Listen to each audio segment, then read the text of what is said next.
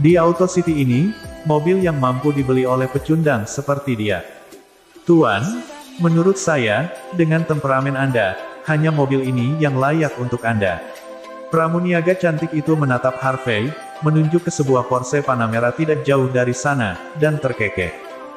Mulai saja, jika Anda mengendarai mobil ini dan tidak ada wanita yang melompat ke mobil Anda dalam jarak 500 meter, Anda pasti bertanya-tanya apakah Anda terlihat terlalu menakutkan.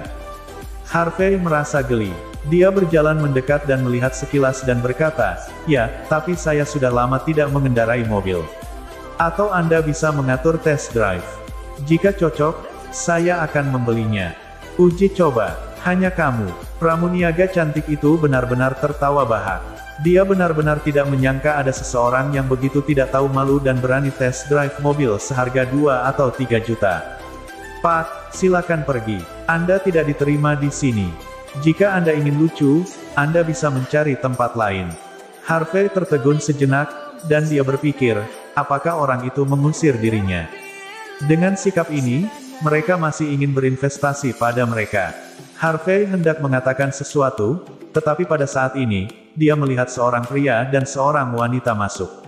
Ketika dia melihat wanita itu, wajah Harvey langsung menjadi sangat jelek.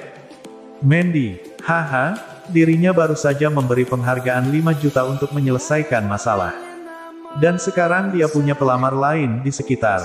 Di sebelah Mandy ada seorang pria dengan rambut tersisir rapi, jas dan sepatu kulit, serta jam tangan emas besar di pergelangan tangannya. Meskipun Mandy sedikit enggan, ada senyuman sopan di wajahnya, dia sedikit risih. Kevin Quinn ini adalah sepupu dari sahabatnya Angel Quinn. Dia adalah orang sukses dan calon menantu terbaik di benak Lillian. Menurut Lillian Yates, orang yang mengejar Mandy bisa saja mengantri dari pintu perusahaan ke Paris, Prancis. Tapi Kevin pastilah orang yang paling memuaskannya.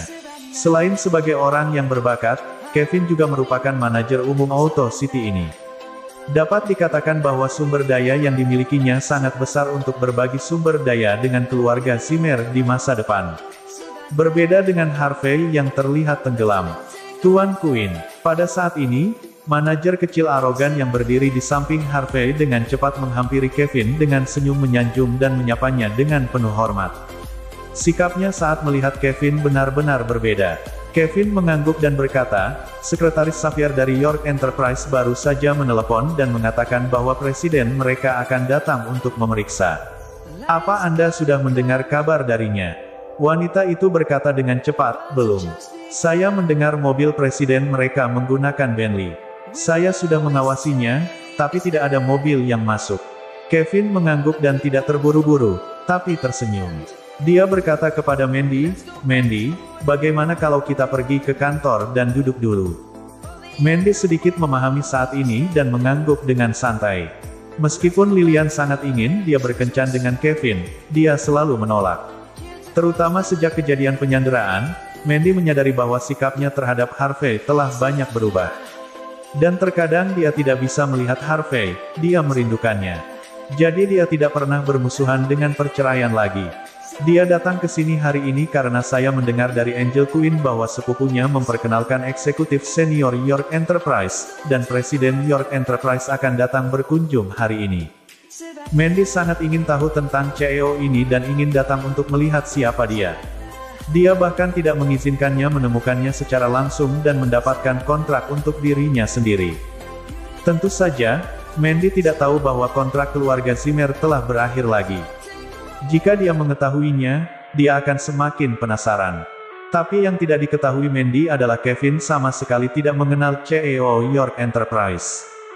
Termasuk hari ini, Harvey tiba-tiba ingin datang dan melihat-lihat. Setelah Kevin menerima telepon, dia kembali untuk mempersiapkan resepsi. Ketika berbicara dengan Angel Quinn tentang masalah ini, Kevin melakukannya dengan sengaja. Dia hanya ingin membual di depan sepupunya, menunjukkan bahwa dia mampu meningkatkan statusnya dan dekat dengan Mandy. Saat ini, Harvey adalah dirinya sendiri. Dia tidak berniat menyerah, tapi langsung melangkah. Tuan Quinn, dia pikir orang yang melakukan panggilan telepon yang tak terhitung banyaknya sebelum meminta dirinya untuk berinvestasi dengan wajah malu-malu sepertinya adalah Tuan Quinn, bukan? "Hei, Aku sedang membicarakanmu, kenapa kamu belum pergi? Melihat Harvey datang, manajer kecil itu tampak tidak senang. Apakah ini kesempatan di mana dia bisa tampil? Kevin memandang Harvey dengan santai. Berpikir bahwa orang ini hanyalah seorang pencari nafkah yang datang untuk mengambil foto dan mempostingnya di WeChat. Dia mengerutkan kening dan berkata, bukankah aku sudah puas sebelumnya? Hentikan orang-orang yang tidak bermoral di pintu. Apa yang mereka lakukan di sini? Mereka bahkan tidak mampu membeli roda. Dan presiden baru York Enterprise akan segera hadir. Kudengar dia masih muda dan menjanjikan. Anda telah membuat muak dengan orang-orang yang tidak bermoral ini. Bisakah Anda bertanggung